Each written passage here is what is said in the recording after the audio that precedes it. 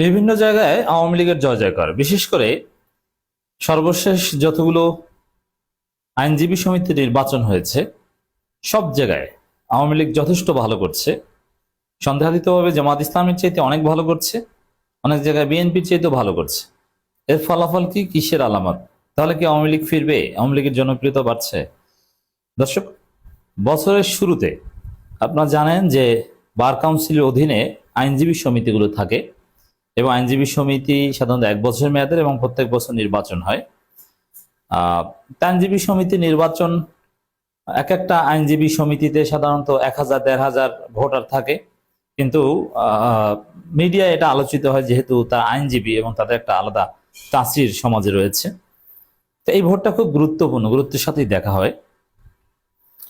তো দর্শক, তো এবছর সাধারণত জানুয়ারিতেই আইনজীবী সমিতির নির্বাচনগুলো হয়, কোথাও কোথাও ডিসেম্বরের শেষেও হয়, জানুয়ারির মধ্যে নর্মালি শেষ হয়, সর্বোচ্চ ফেব্রুয়ারির ফার্স্ট উইক সেকেন্ড উইক পর্যন্ত যায়। কিন্তু এবছর একটু লেট হয়েছে, কারণ জাতীয় নির্বাচন ছিল ফেব্রুয়ারি 12 তারিখ, যার ফলে আইনজীবী সমিতির নির্বাচনগুলো 12 তারিখের পরে শুরু হয়েছে বিভিন্ন জায়গায়, এখনো চলছে, সামনে আরো আছে।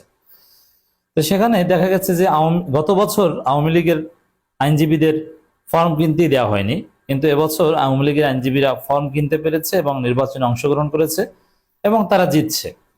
ইন্টারেস্টিংলি এখানে কিন্তু কোনো দলীয় প্রতীক নাই, কিন্তু দলপন্থী নানান নানান গ্রুপ আছে অথবা প্যানেল আছে। অতএব যেহেতু অল্প ভোটার এবং এখানে সবাই কনসাস, তারা জানেন, যারা আওয়ামী পন্থী আইনজীবী তারা জানেন যে তাদের প্যানেল এইটা, যারা বিএনপি পন্থী আইনজীবী তারা জানেন এটা তাদের পন্থী, এখানে ভুল ভ্রান্তি হওয়ার সুযোগ নেই। আওয়ামী লীগের লোকজন বেশিরভাগ জায়গায় নির্বাচনে অংশগ্রহণ করছে। 2-1 জায়গায় অভিযোগ পাওয়া গেছে যে আওয়ামী লীগের আইনজীবীদের ফর্মই দেওয়া হয়নি, নির্বাচন কমিশন ফর্ম দেয়নি তাদের নির্বাচনে প্রতিদ্বন্দ্বিতা করতে। কিন্তু ওভারঅল প্রায় সব জায়গায় 2-1 জায়গা বাদে তারা নির্বাচন করছে এবং জিতছে। যেমন একটা খবর, যে খবরটা হাতে পেয়ে আমি আলোচনা করছি, 7টিতে বিএনপি, 1টিতে জামাত ও 7টিতে আওয়ামী লীগ পন্থী জয়ী।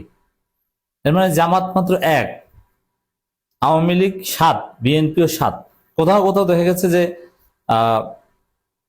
11টাই আওয়ামী লীগ জিতেছে, 15টার মধ্যে 15টা পদের মধ্যে 11টাই আওয়ামী লীগ জিতেছে, বাকিগুলো বিএনপি, জামাত একটাও জিতে নেই।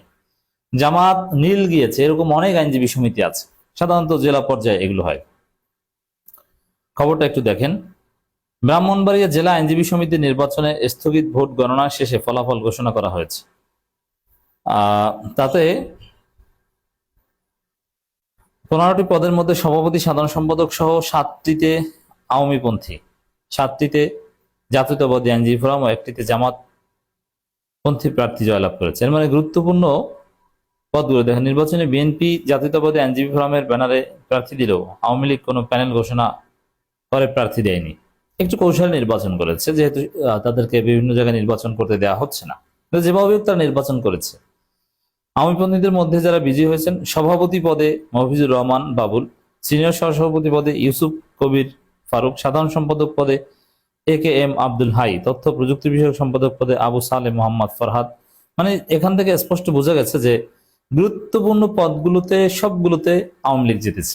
সভাপতি, সাধারণ সম্পাদক এগুলোই তো মূল পদ, বাকিগুলো অনেকটা ধৈর্য পদ। সভাপতি, সাধারণ সম্পাদক পদে আওয়ামী লীগ জিতেছে।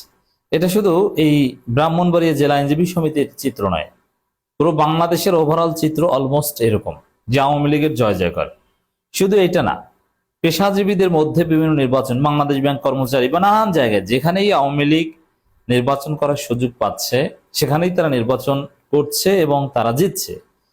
জামাতের চাইতে ভালো করছে, বিএনপির চাইতে ভালো করছে। হোয়াট ডাজ ইট মিন এবং এটার ইম্প্যাক্ট কি? দেখেন, প্রথম কথা হচ্ছে যে আওয়ামী লীগ এই আইনজীবী সমিতি বা বিভিন্ন পেশাজীবী সমিতি নির্বাচনে জিতছে, এর মানে এই নয় যে আওয়ামী লীগ ফিরছে, তাদের জনপ্রিয়তা বাড়ছে বা জনগণ তাদের চাইছে, নেভার।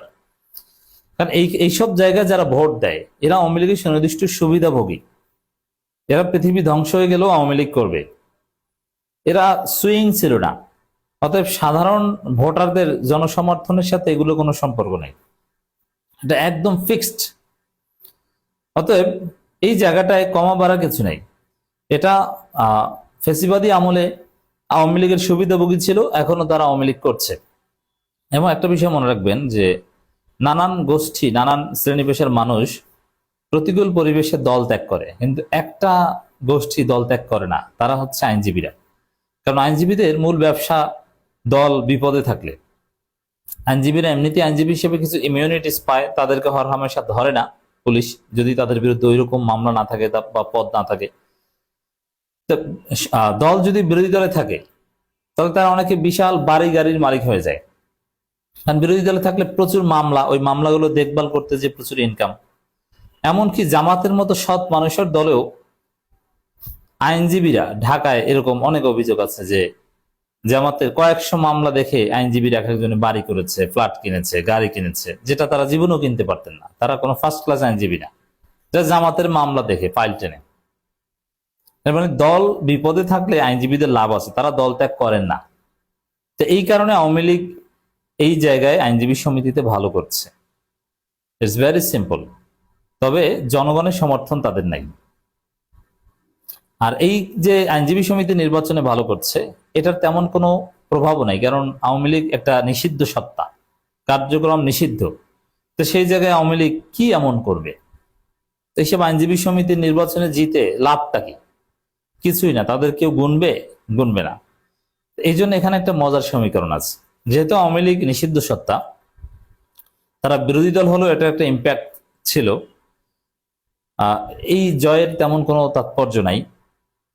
এজন্যে তারা জামাতের সাথে জোট করতে পারে। জামাত নিবে কিনা দ্যাটস ডিফারেন্ট ডিসকাশন। বাট আর বিএনপি যদি আওয়ামী লীগকে এভাবে পুনর্বাসন শুরু করে, তো এক পর্যায়ে জামাত তো নিবে ডেফিনেটলি। তো জামাত আওয়ামী লীগ জোট হবে। কেন? যে আমরা নির্বাচনে জিতছি, দু এক জায়গায় আমাদের ভালো অবস্থান আছে, কিন্তু এর তো কোনো দাম নাই। কারণ জাতীয় রাজনীতিতে আমরা ধৈর্য কিংবা ইররিলেভেন্ট, নিষিদ্ধ। আর জামাত প্রধান বিরোধী দল, সাধারণ জনগণের মধ্যে সমর্থন রয়েছে, কিন্তু আইনজীবী সমিতি এইসব জায়গায় জামাত আবার ধৈর্যা। অতএব জামাতও চাইতে পারে যে ঠিক আছে, আমরা যেহেতু বিরোধী দল, তা আমাদের এখানে ভালো করা দরকার আছে। আর আওয়ামী লীগ মনে করে যে আমরা যদি জামাতের সাথে জোট করতে পারি তাহলে আমাদের এই জয়ের একটা গুরুত্ব থাকে, নাহলে তো গুরুত্ব থাকে না।